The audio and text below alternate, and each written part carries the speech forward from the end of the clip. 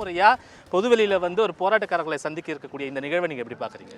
ரொம்ப சந்தோஷமாக பார்க்குறேன், ஆரோக்கியமாக பார்க்குறேன். இந்த இந்த இந்த போராட்டம் இன்றைக்கு ஒரு மிகப்பெரிய ஒரு ஒரு புயலை கிளப்பியிருக்கு. இந்தியா முழுக்க எல்லாருமே பார்த்துட்ருக்காங்க.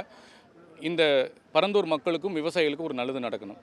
ஒவ்வொரு முறையும் விஜய் கூடக்கூடிய ஒரு அரசியல் கூட்டமாக இருந்தாலும் ஒரு பொதுவெளியில் கூட்டக்கூடிய ஒரு கூட்டமாக இருந்தாலும் காவல்துறைக்கு விதிக்கக்கூடிய அந்த கட்டுப்பாடு, காவல்துறை விதிக்கக்கூடிய கட்டுப்பாடு பயங்கரமாக இருக்குது.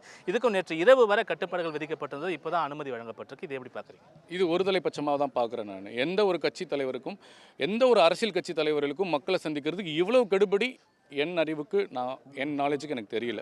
இதுதான் முதல் முறைன்னு நினைக்கிறேன். இதுவே அவங்களுடைய பயத்தை காமிக்குது. தேர்தல் இன்னும் சில மாதங்கள் தான் இருக்குது. தேர்தலை முன் வச்சு இந்த ஒரு சந்திப்பு நடைபெற இருக்கிறது. தொடர்ந்து அவருடைய சுற்றுப்பயணம் எப்படி இருக்கும், யார் யாரெல்லாம் சந்திக்க திட்டமிட்டிருக்காரு, இந்த சந்திப்பில் அவருடைய கருத்துக்கள் என்ன மாதிரி?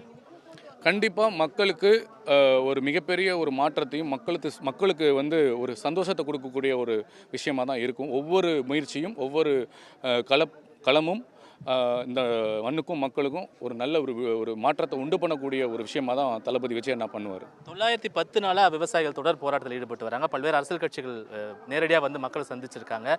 விஜய் சந்திப்பினால என்ன மாதிரியான ஒரு மாற்றங்கள் ஏற்படும்?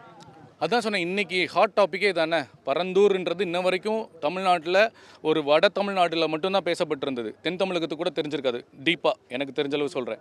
இன்றைக்கி ஒட்டுமொத்த இந்தியாவுமே பார்த்துட்டு இருக்காங்க. இங்கே எத்தனை பேர் வர்றாங்க, விஜய் என்ன பேச போகிறாரு, அடுத்து என்ன நடத்த போகிறாரு, அந்த மக்களுக்கு என்ன நல்லது நடக்க போகுதுன்றதில் எல்லாருமே ஒத்து கவனிச்சிட்டு இருக்காங்க. இதுவே மிகப்பெரிய வெற்றி தான் இன்றைக்கி.